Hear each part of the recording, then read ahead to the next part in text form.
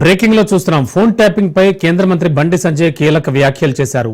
ప్రభాకర్ రావు, రాధాకృష్ణరావు చాలా మందిని వేధించారని తెలిపారు. ఫోన్ ట్యాప్ చేసి చాలా కుటుంబాల ఉసురు పోసుకున్నారని మండిపడ్డారు.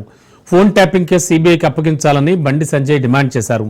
రాధాకృష్ణరావు స్టేట్మెంట్ లో కేసీఆర్ పేరు చెప్పారన్నారు. కేసీఆర్ కు నోటీసులు ఇచ్చి ఎందుకు విచారించడం లేదని ప్రశ్నించారు. కాంగ్రెస్ బీఆర్ఎస్ కుమ్మక్కయ్యాయని బండి సంజయ్ ఆరోపించారు.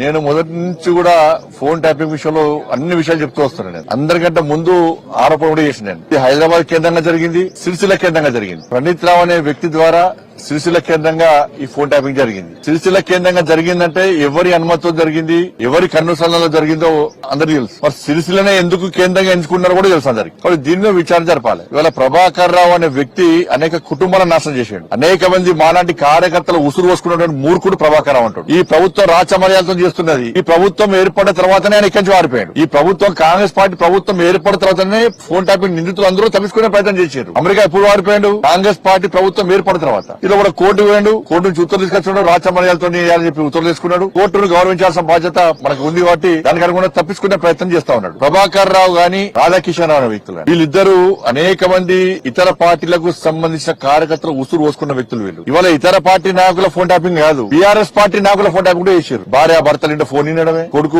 తల్లింటే ఫోన్ ఇవ్వడమే, జడ్జిల ఫోన్లు కూడా ఫోన్ ట్యాప్ చేశారు. జడ్జిలు కూడా. కాబట్టి జడ్జిలు కూడా ఫోన్ ట్యాప్ చేశారు. కాబట్టి దీన్ని సీబీఐకి ఇవ్వాల్సిన బాధ్యత రాష్ట్ర ప్రభుత్వం మీద ఉంది. ఇదే ముఖ్యమంత్రి గారు ఎన్నికల సమయంలో అనేక సందర్భాల్లో సీబీఐ విచారణ జరపాలని ముఖ్యమంత్రి గారు కోరారు, రేవంత్ రెడ్డి గారు కోరారు. మరి వాళ్ళ ముఖ్యమంత్రి గారు ఫోన్ ట్యాప్ విషయంలో విచారణ తూతుమంతంగా సాగుతున్నది. వాళ్ళకి కేవలం అధికారులకే పరిమితం చేయకండి. ఇవాళ వాళ్ళ వాంగ్మూలంలో ఏం చెప్పారు? పెద్ద ఆయన చెప్తే మేము ఫోన్ ట్యాపింగ్ చేస్తామన్నారు. పెద్ద ఆయన ఎవరు? పెద్ద ఆయన కల్వకుంట్ల చంద్రశేఖర్ రావు అని చెప్పి క్లియర్ గా దానిలో వాంగ్మూలంలో స్టేట్మెంట్ లో రికార్డ్ అయి ఉన్నది. మరి స్టేట్మెంట్ లో భుజంగరావు, రాధాకృష్ణరావు ఎవరు వాళ్ళిద్దరు స్టేట్మెంట్ ఇచ్చినప్పుడు రాధాకిషన్ రావు స్టేట్మెంట్ లో పెద్ద ఆయన కేసీఆర్ చెప్తే మేము ఫోన్ ట్యాపింగ్ చేస్తామని చెప్పి ఆయన స్టేట్మెంట్ ఇచ్చినప్పుడు నోటీస్ ఎవరికి ఇవ్వాలి? కేసీఆర్ కు నోటీస్ ఇవ్వాలి. సిరిసిల్ల ఎవరి కేంద్రంగా జరిగింది? కేసీఆర్ కొడుకు కేంద్రంగా జరిగింది. మరి వాళ్ళిద్దరికి ఎందుకు నోటీస్ లేరు? అంటే ప్రభుత్వం వాళ్ళని కాపాడే ప్రయత్నం చేస్తున్నది.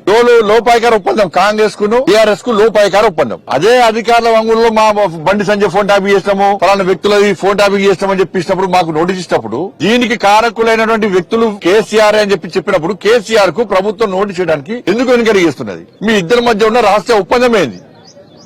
నేను మొదటి నుంచి కూడా ఫోన్ ట్యాపింగ్ విషయంలో అన్ని విషయాలు చెప్తూ వస్తున్నాను. నేను అందరికంటే ముందు ఆరోపణ కూడా చేసిన నేను హైదరాబాద్ కేంద్రంగా జరిగింది, సిరిసిల్ల కేంద్రంగా జరిగింది. ప్రణీత్ రావు అనే వ్యక్తి ద్వారా సిరిసిల్ల కేంద్రంగా ఈ ఫోన్ ట్యాపింగ్ జరిగింది. సిరిసిల్ల కేంద్రంగా జరిగిందంటే ఎవరి అనుమతితో జరిగింది, ఎవరి కన్నుసరణలో జరిగిందో అందరికీ తెలుసు. మరి సిరిసిల్లనే ఎందుకు కేంద్రంగా ఎంచుకున్నారో కూడా తెలుసు అందరికి. కాబట్టి దీనిలో విచారణ జరపాలి. ఇవాళ ప్రభాకర్ రావు అనే వ్యక్తి అనేక కుటుంబాలను నాశనం చేశాడు. అనేక మంది మాలాంటి కార్యకర్తలు ఉసురు పోసుకున్నటువంటి మూర్ఖుడు ప్రభాకర్ రావు అంటాడు. ఈ ప్రభుత్వం రాచమర్యాదతో చేస్తున్నది. ఈ ప్రభుత్వం ఏర్పడిన తర్వాతనే ఆయన ఇక్కడి నుంచి వారిపోయాడు. ఈ ప్రభుత్వం కాంగ్రెస్ పార్టీ ప్రభుత్వం ఏర్పడిన తర్వాతనే ఫోన్ ట్యాపింగ్ నిందితులు అందరూ తప్పించుకునే ప్రయత్నం చేశారు. అమెరికా ఎప్పుడు వారిపోయాడు? కాంగ్రెస్ పార్టీ ప్రభుత్వం ఏర్పడిన తర్వాత. ఇలా కూడా కోర్టు పోయాడు. కోర్టు నుంచి ఉత్తర్వులు తీసుకొచ్చాడు. రాచమర్యాదతో చెప్పి ఉత్తర్వులు తీసుకున్నాడు. కోర్టును గౌరవించాల్సిన బాధ్యత మనకు ఉంది కాబట్టి దానికి అనుగుణంగా తప్పించుకునే ప్రయత్నం చేస్తా ఉన్నాడు. ప్రభాకర్ రావు గాని రాధాకిషన్ రావు అనే వ్యక్తులు, వీళ్ళిద్దరూ అనేక మంది ఇతర పార్టీలకు సంబంధించిన కార్యకర్తలు ఉసురు పోసుకున్న వ్యక్తులు. వీళ్ళు ఇవాళ ఇతర పార్టీ నాయకుల ఫోన్ ట్యాపింగ్ కాదు, బీఆర్ఎస్ పార్టీ నాయకుల ఫోన్ ట్యాపింగ్ కూడా చేశారు. భార్య భర్తలుంటే ఫోన్ ఇవ్వడమే, కొడుకు